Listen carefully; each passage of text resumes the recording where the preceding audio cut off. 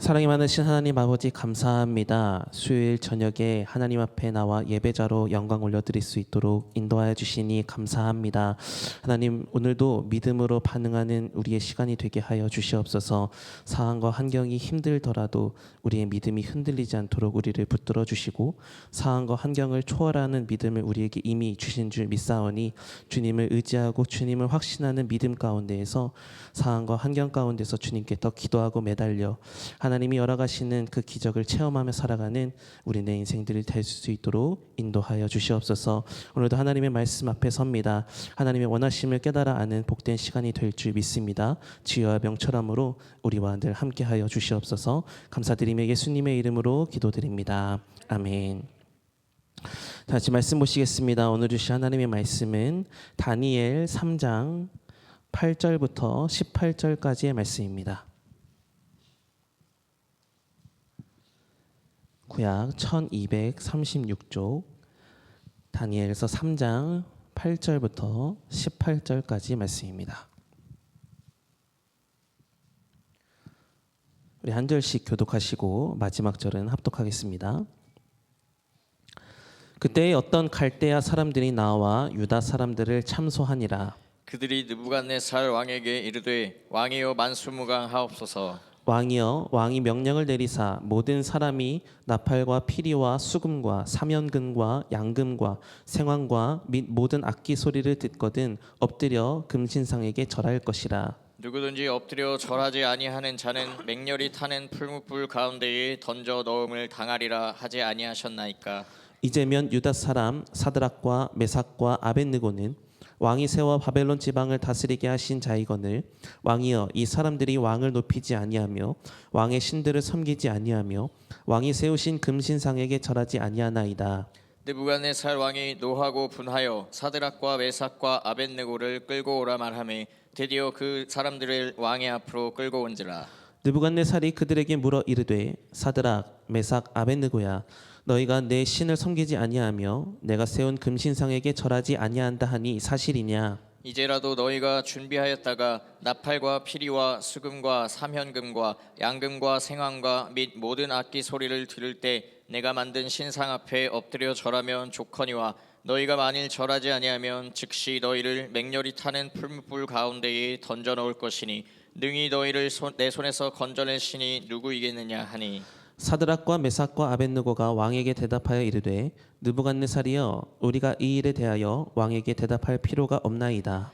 왕이여, 우리가 섬기는 하나님이 계시다면 우리를 맹렬히 타는 풀무불 가운데에서 능히 건져내시겠고 왕의 손에서도 건져내시리이다.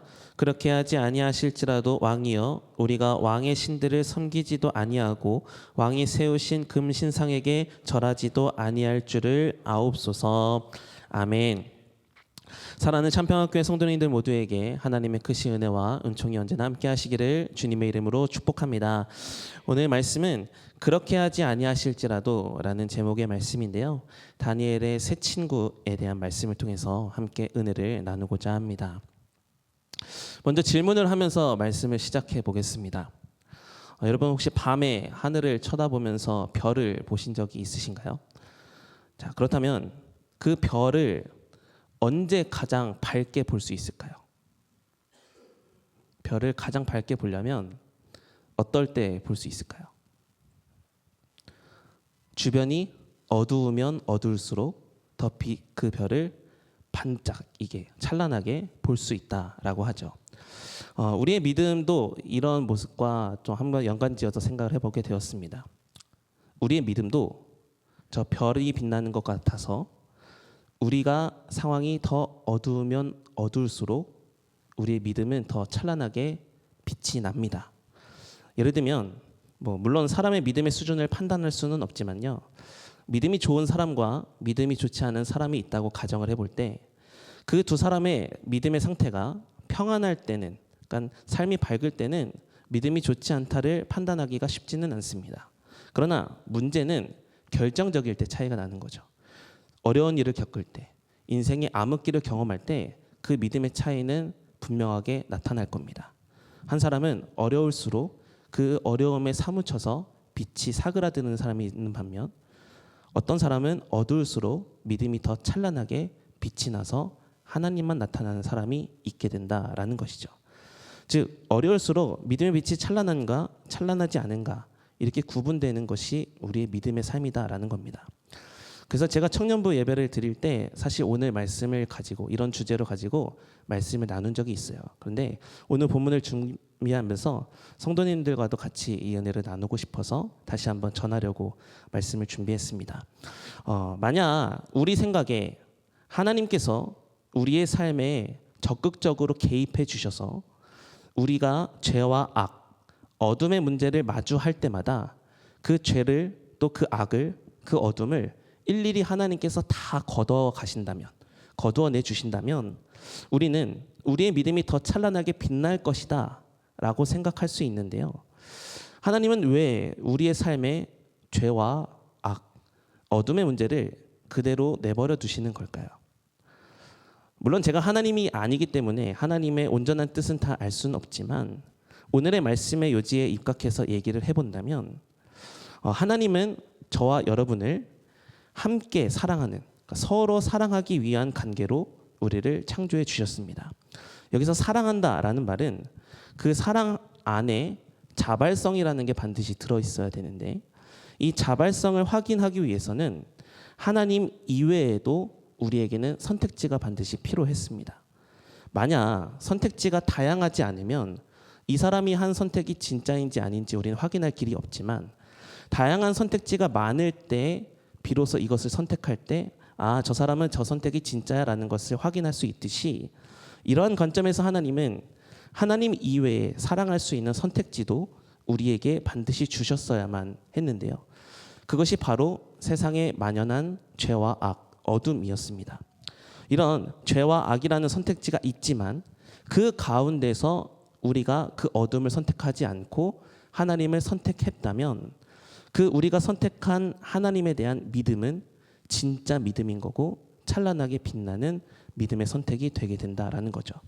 그래서 하나님은 인간이 스스로 자초해서 선악과를 먹게 되고 죄의 굴레에 스스로 빠지는 인생이 되어버렸지만 그럼에도 불구하고 우리의 삶에 만연해 있는 죄와 악을 치워주시기보다 그대로 계속 내버려 두셨어야만 했는데 우리가 하나님을 사랑하는 그 선택이 더 찬란하게 빛나도록 하시기 위해서 주시는 선택지였다라는 것이죠.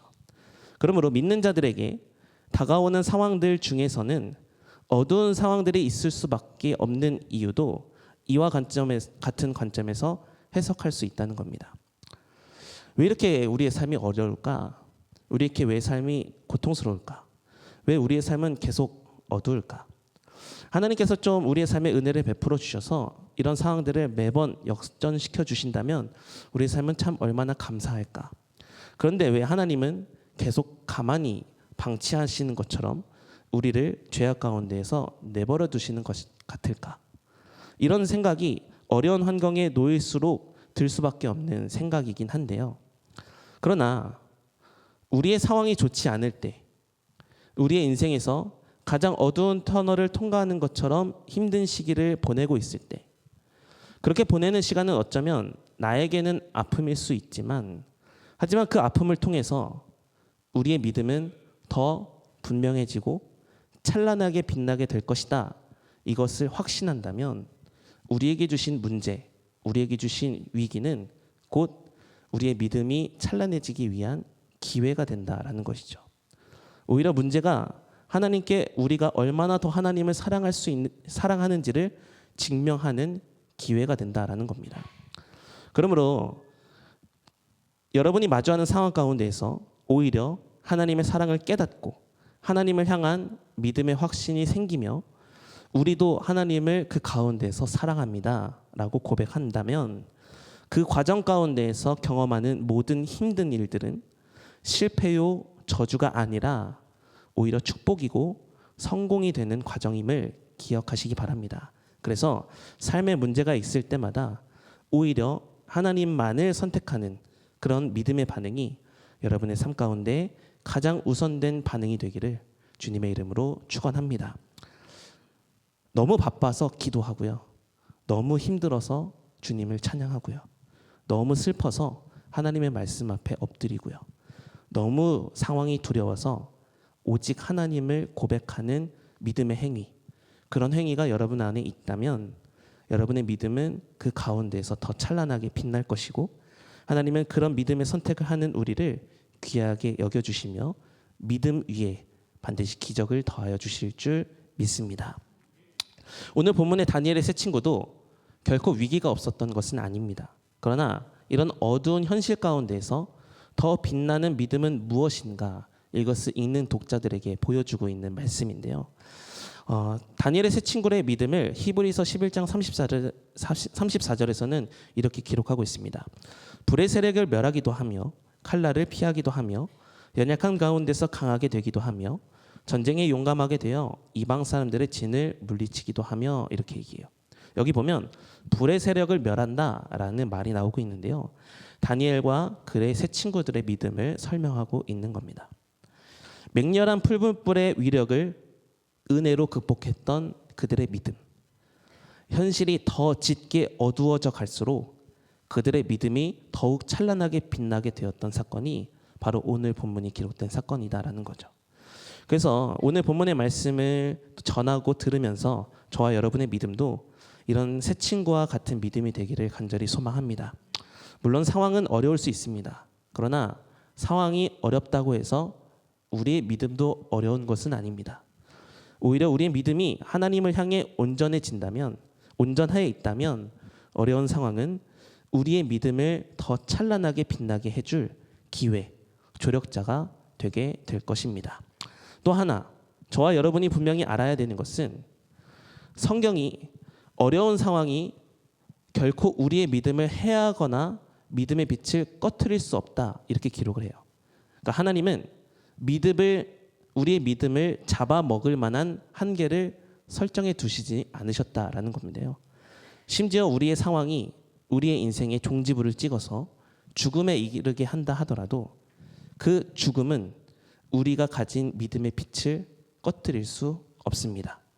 이러한 사실을 우리가 깨닫는다면 상황의 개선 유무와 상관없이 믿음이라는 이 가치가 상황과 환경의 개선보다 더 귀한 것임을 깨달을 수 있기 때문에 믿음으로 반응하고 믿음으로 선택하는 삶을 우선되어 살 수 있을 거다라는 거죠.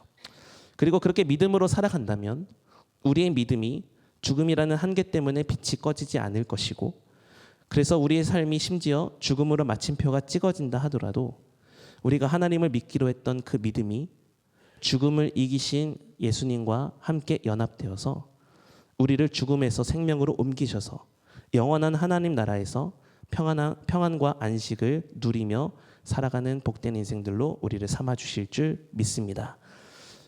찬란한 믿음을 선택하기 위해서 오늘 우리에게 주신 모든 상황들, 문제들, 한계들을 주셨던 것이구나, 이것을 기억하시면서 그 상황 안에 갇히는 우리가 아니라 그 상황과 한계를 넘어서 믿음으로 선택하며 살아가는 여러분의 삶이 될 수 있기를 주님의 이름으로 축복합니다. 이제 오늘 본문으로 들어가려고 하는데요. 오늘 본문에서 등장하고 있는 왕은 바벨론의 느부갓네살 왕입니다. 앞서 이 다니엘서 2장을 보면 느부갓네살이 한 꿈을 꾸었다라고 하는데 그 꿈을 다니엘만이 해석을 해주죠. 그래서 그때 다니엘을 통해서 하나님이 정말 위대하신 분이구나라는 것을 깨닫고 하나님을 찬양하기도 했었던 왕이 느부갓네살 왕이었는데요. 하지만 안타깝게도 그 믿음의 깊이가 있지 못했던 사람이었기 때문에 그가 또다시 하나님을 인식하지 못합니다. 그리고 하나님보다 자기가 더 위에 있다라는 착각 속에서 오늘 한 일을 벌이게 됩니다. 오늘 본문 앞에 1절의 말씀인데요. 우리 다니엘 3장 1절의 말씀 한번 읽어보겠습니다. 시작. 느부갓네살 왕이 금으로 신상을 만들었으니 높이는 60규빗이요 너비는 6규빗이라 그것을 바벨론 지방의 두라 평지에 세웠더라. 아멘. 느부갓네살은 금으로 신상을 만들었다고 합니다. 높이가 60규빗, 너비가 6규빗인데요. 오늘날로 계산해 보면 대략 한 높이는 27m 정도 되고 너비가 한 2.7m 정도 되는 큰 신상이었다라고 말합니다. 이렇게 거대한 신상을 만든 이유는 하나였습니다. 자신이 가진 권력은 막강한 것이고 아무도 자신의 권력을 탐할 수 없다. 그렇게 자신을 높이려고 했던 의도를 가지고 이 신상을 만들게 되었어요. 그리고 마침내 이 신상이 완성이 되자 이것을 기념하기 위해 느부갓네살 왕은 이 바벨론의 모든 사람들을 한 자리로 모으기를 시작합니다. 오늘 보면 2절의 말씀인데요. 우리 2절을 한번 읽어보겠습니다. 시작. 느부갓네살 왕이 사람을 보내어 총독과 수령과 행정관과 모사와 재무관과 재판관과 법률사와 각 지방 모든 관원을 느부갓네살 왕이 세운 신상의 낙성식에 참석하게 하매. 아멘. 그러니까 여기 보면 총독부터 시작해서 각 지방의 모든 관원까지 다 모여서 참석을 시켰다라고 하는데, 그러니까 사실상 모든 사람들이 다 참석을 했다라고 말하는 거고요. 그렇게 부름받은 사람들 중에서는 다니엘의 세 친구도 포함이 되게 되었습니다. 그런데 이 신상 봉헌식 앞에서 느부갓네살 왕이 한 가지 명령을 추가를 하는 거예요. 그 본문이 5절 6절의 말씀인데요. 우리 5절 6절의 말씀 읽어보겠습니다. 시작. 너희는 나팔과 피리와 수금과 사면금과 양금과 생황과 및 모든 악기 소리를 들을 때에 엎드려 느부갓네살 왕이 세운 금 신상에게 절하라. 누구든지 엎드려 절하지 아니하는 자는 즉시 맹렬히 타는 풀무불에 던져 넣으리라 하였더라. 아멘. 느부갓네살 왕이 했던 명령은 단순했습니다.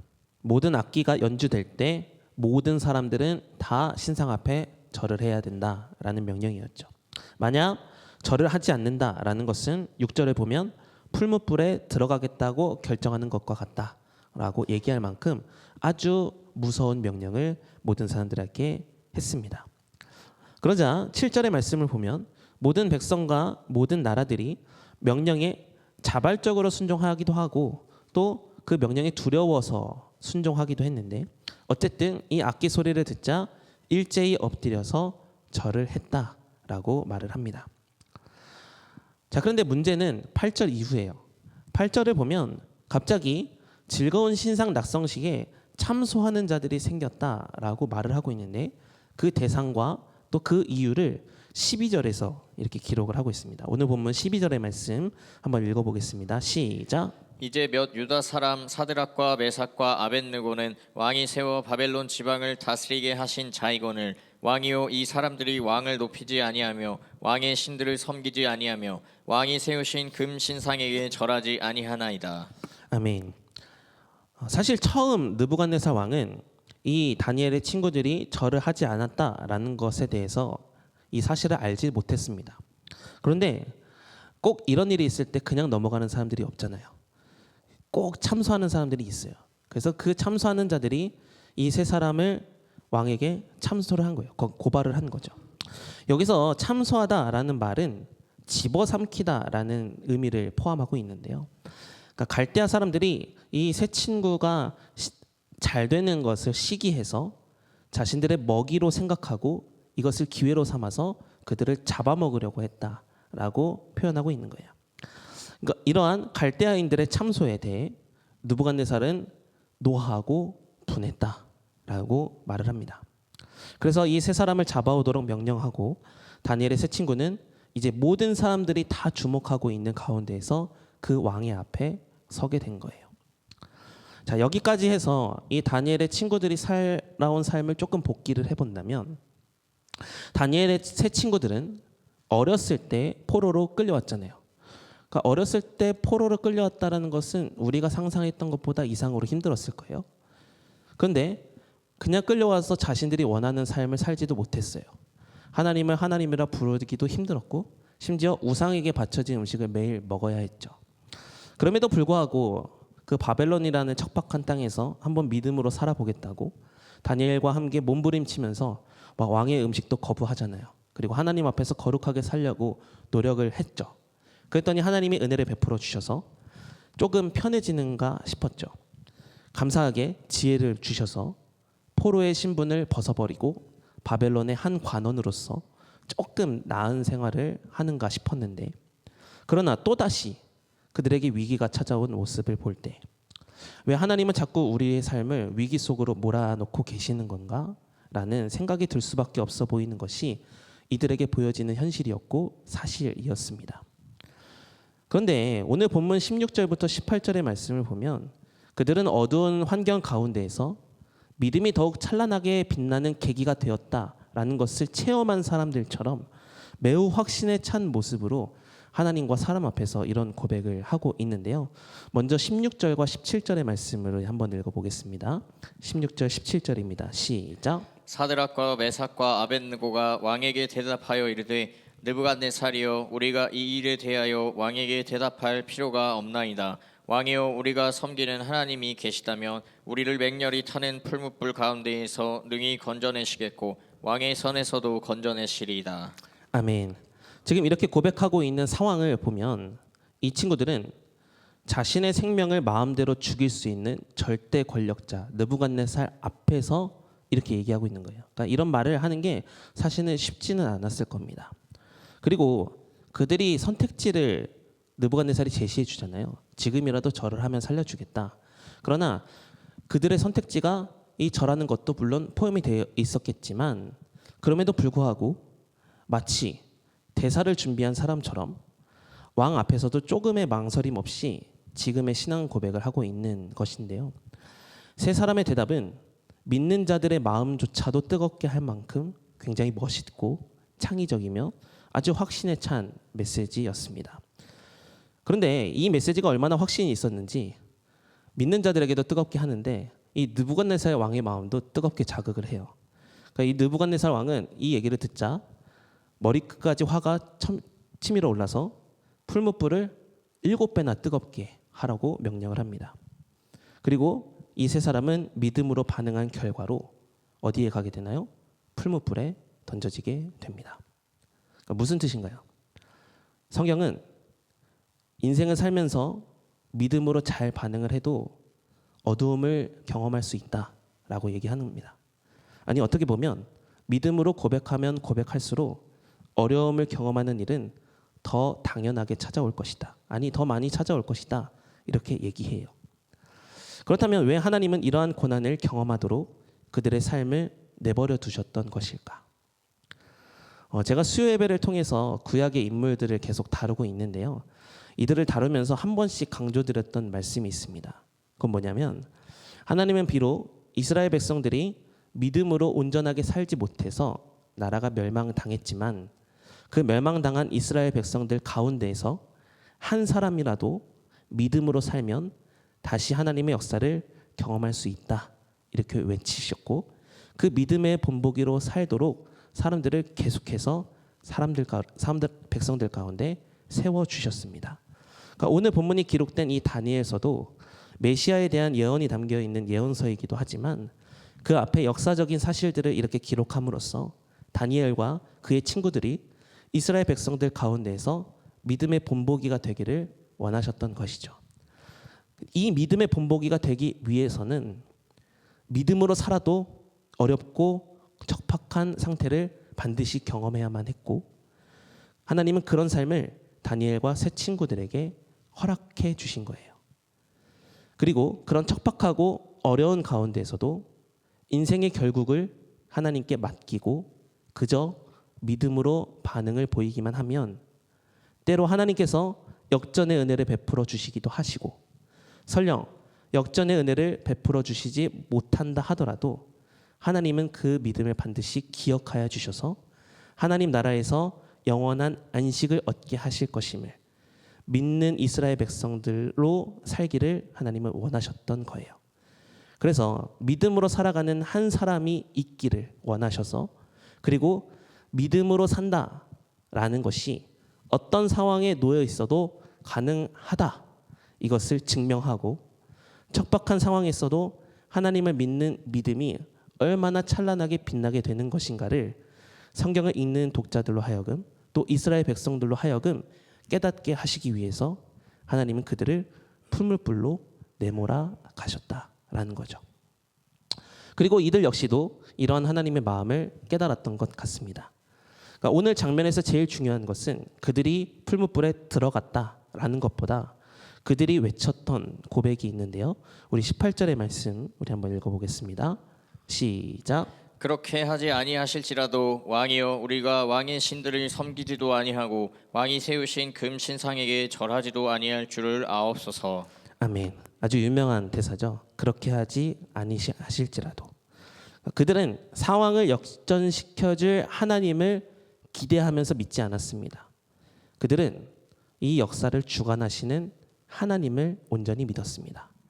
물론 하나님은 그들을 풀무불 가운데에서 능히 건져내실 수 있으셨습니다. 아니, 풀무불에 들어가지 않는 상황까지도 만들어 주실 수 있으셨어요.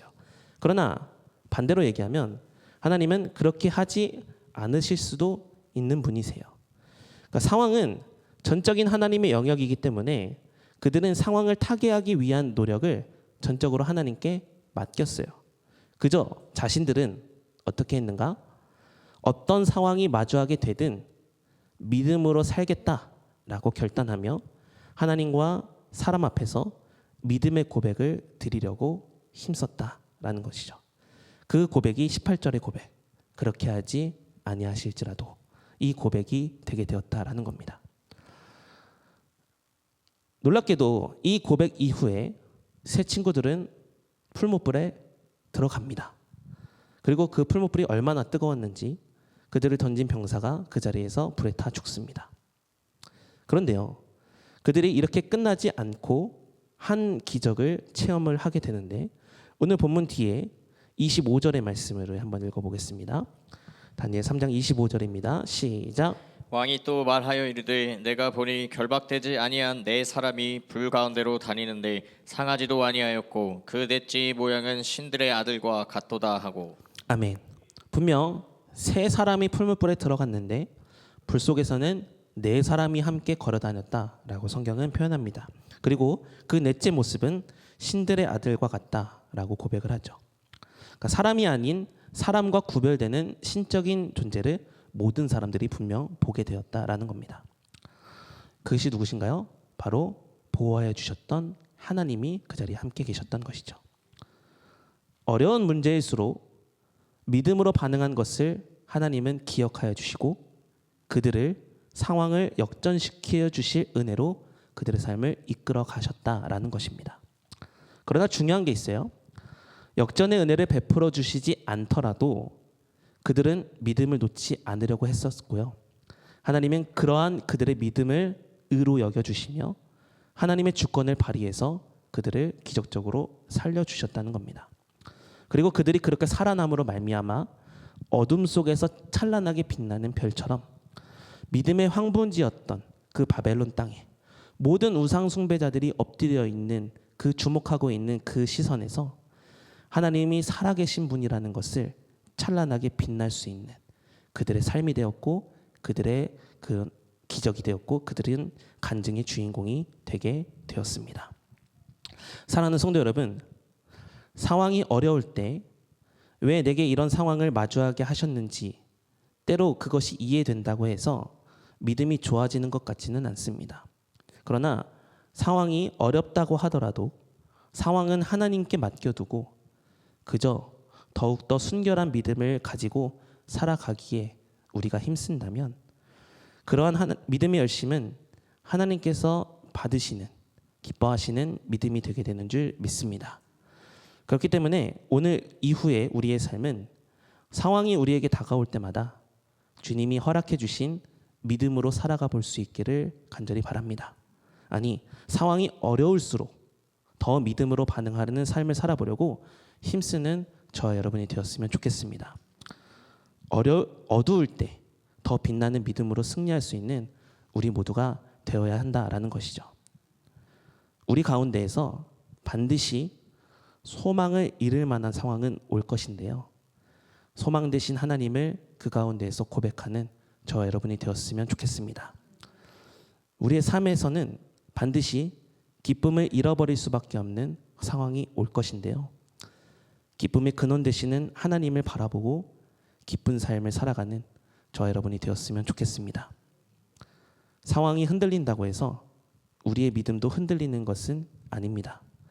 상황이 흔들릴 때 오히려 믿음을 견고히 붙들면 그 믿음은 더 찬란하게 빛나는 믿음이 된다.